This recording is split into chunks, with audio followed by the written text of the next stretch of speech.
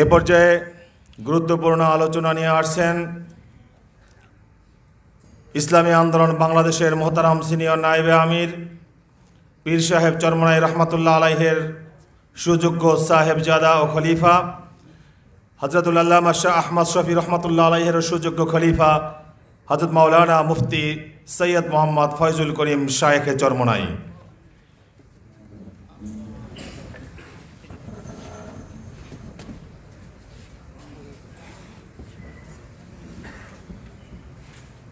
আসসালামু আলাইকুম ওয়া রাহমাতুল্লাহি ওয়া বারাকাতুহু। নাহমাদু ওয়া নুসাল্লি আলা রাসূলিল কারীম, আম্মা বা'দ, ফাআউযু বিল্লাহি মিনাশ শাইতানির রাজীম। বিসমিল্লাহির রহমানির রহিম। ওয়াত্তাবি সাবিলা মান আনাবা ইলাইয়া। সাদাকাল্লাহুল আলিয়্যুল আযীম।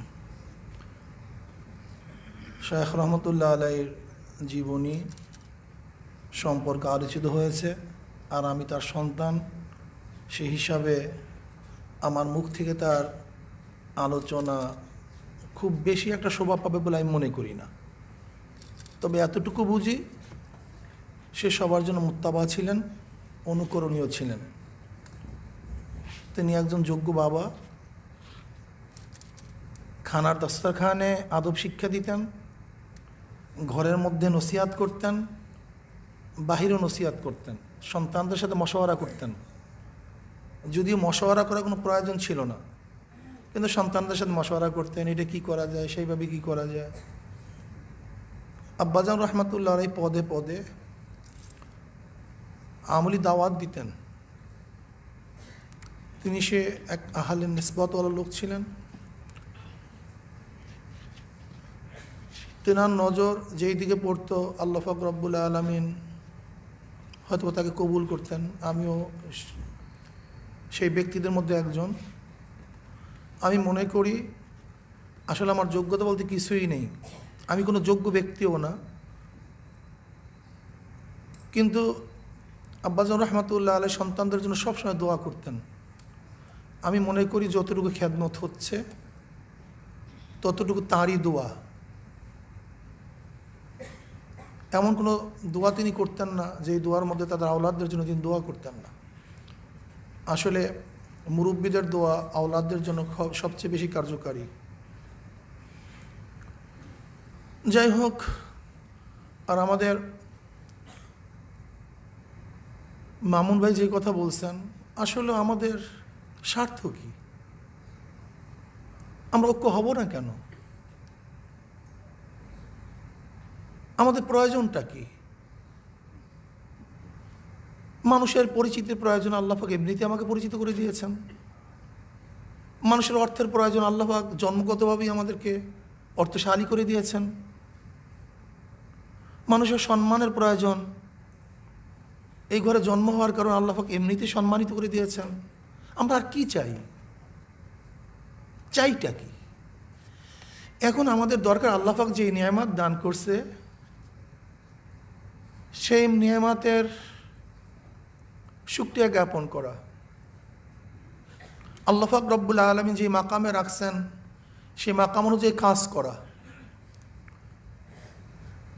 আল্লাহ পাক এত নিয়ামতে ভূষিত করছেন, কাজে আমরা কি পারি না সে আল্লাহর জমিনে আল্লাহর হুকুমাতকে কায়েম করতে?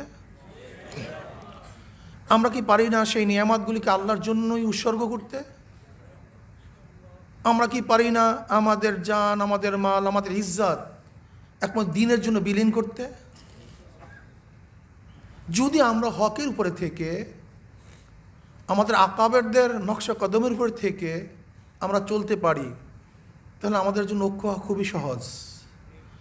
কিন্তু কোনো অবস্থাতেই যদি আমরা আকাবেরদের পদঙ্ক অনুসরণ না করে ভিন্ন কোনো পথে অগ্রসর হতে চাই, তাহলে আসলে ঐক্য হতে পারবো না। তো এর জন্য আমরা চাই আমাদের আহলে দেওবন্দরা, আহলে হকরা যেইভাবে ঐক্য করেছেন নীত আদর্শের ভিত্তিতে, যদি আমরা সেই নীত আদর্শের ভিত্তিতে একত্রিত হই, তাহলে আমাদের কোনো বাধাও থাকবে না, আমাদের ঐক্যতা কেউ ফিরাতেও পারবে না, এবং এই শক্তির সামনে কেউ দাঁড়াতেও পারবে না।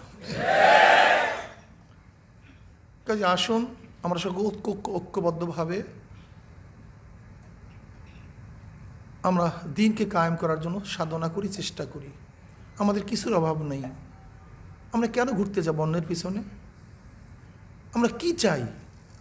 আমাদের কিছুর অভাব নেই, সব কিছু আল্লাহ দিয়ে দিয়েছেন। এর জন্য আল্লাহর জিনিসকে, আল্লাহর নিয়ামতকে আল্লাহর পথে উৎসর্গ করব। আল্লাহ পাক সেই তৌফিক আমাদের সবাইকে দান করেন এবং আমরা একে অপরের সাথে আপন হয়ে এরকম মাঝে মাঝে একসাথে বসবো, একসাথে এক টেবিলে বসবো, একই সাথে কথাবার্তা বলবো, আলোচনা করব। এর মাধ্যমে আমাদের হাজারো সমস্যা দূর হয়ে যাবে। আমাদের মধ্যে যেই সমস্ত মতবাদ সৃষ্টি হয়েছে সেগুলো দূর হয়ে আমরা নিজের ঐক্য হয়ে যাব।